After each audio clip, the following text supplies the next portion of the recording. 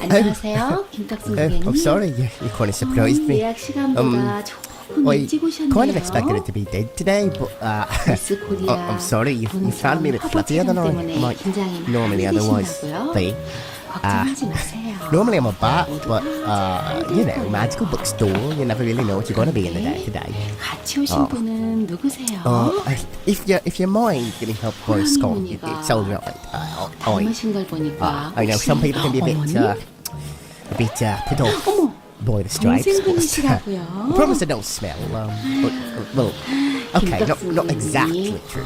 I smell a little bit, 동안이시라 but 제가 실수를 here 했네요. it's just a bit like old books and slight change. 죄송해요. Slight change. 아직 Just 5개월도 안 되셨다고요. If you don't mind that, I've 그런데 got great 오늘 disc 동생분은 recommendations. 무슨 일로 오셨어요? Otherwise, I'm just going to leave. I'll go. 듣고 싶다고 떼를 쓰셨다고요. You don't mind? 그래서 You 함께 don't mind it?